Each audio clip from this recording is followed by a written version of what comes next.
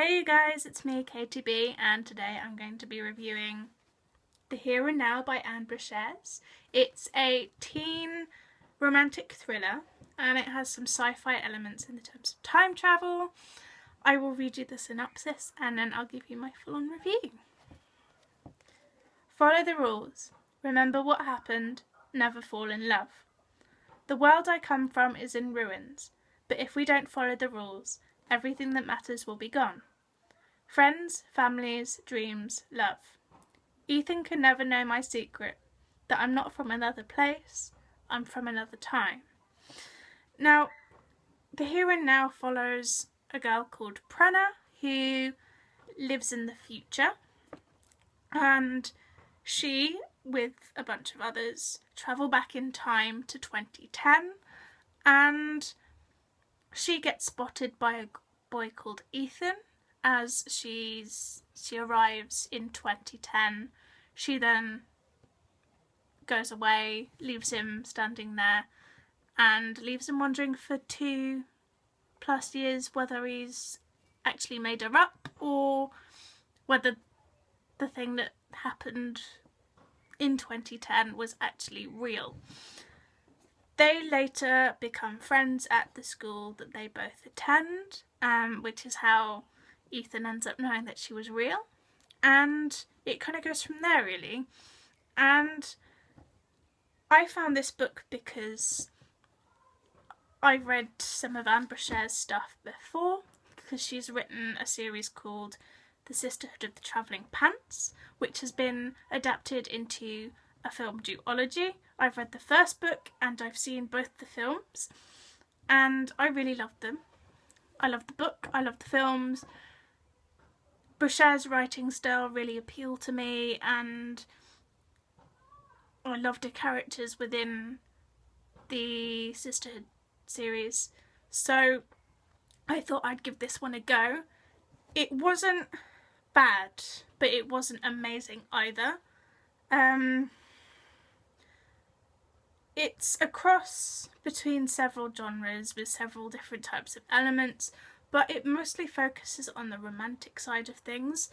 But I would have preferred to have seen more of the time travel and thriller elements of it, because that isn't really fully explained.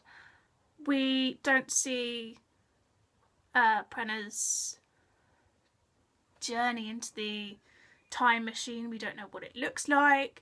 There's no real explanation of what this book's version of time travel is, and we don't get to see the world that Brenna comes from, which is a little bit annoying, especially because later on in the book she ends up explaining a lot of what happened to Ethan when they go on their journey around the middle of the book, and it ends up being more told to us than shown to us, which isn't exactly great writing in my opinion, because the first rule that you get told when you're doing any kind of writing class is show, don't tell, and it's the first basic rule, and this element of time travel was told instead of shown, so it kind of got boring and it dragged on, and yeah,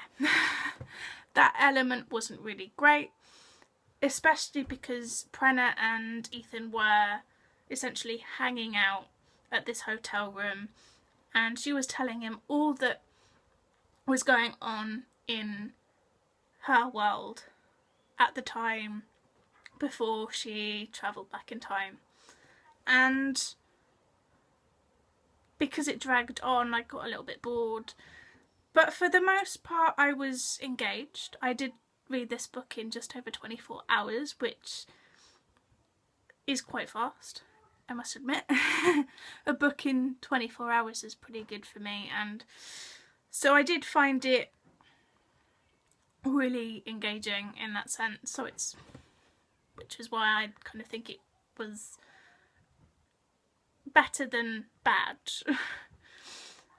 I know I'm not really selling this, am I?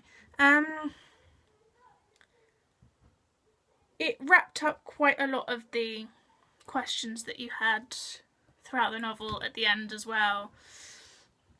One other thing that really did bug me within this book was it happens in a lot of romance novels, so it's not just Brashares, it's a lot of them. It's become kind of a cliche thing that I've noticed, that the main female protagonist feels pain when she's apart from her love interest, and I find that a little bit weird, especially because they're extremely smart and well-rounded characters in their own right, that they shouldn't really, you know, I'm putting my own opinions on this, that, you know, I kind of don't feel like, why should she be any less of a person without Ethan there, without the man there, and why is it always kind of like, I need my man here to kind of function properly, and why? Really? So that kind of bugged me a little bit, that she kind of felt physical pain at his absence, but I'll let bygones be bygones. She did go through some growth, to be fair, so I can't blame her. She did kind of go from someone who was a bit naive and a bit of a wimp, and someone who was so used to following rules that she didn't even question authority, and she didn't even question when someone was telling her something that may have been incorrect. And then she went to someone who could think really for herself, and I loved seeing her growth. So yeah, it was a decent read. But if you're looking for a good time travel novel, this one wouldn't be it. For me, a good time travel novel, if you're YA kind of orientated like me, is Time Riders. I found that one to be a very engaging series, and the time travel aspects in that were really interesting. So if you're looking for time travel, personally I would go for Time Riders over this. For teen romance, it's okay as a read. It's not a necessity, but if you like the sound of it, then it's a really good, decent read for teen romance. But for sci-fi thriller, it wasn't really that good. And that's it for me. So I'll see you next time on Thursday, 10 AM. Be there. Bye-bye.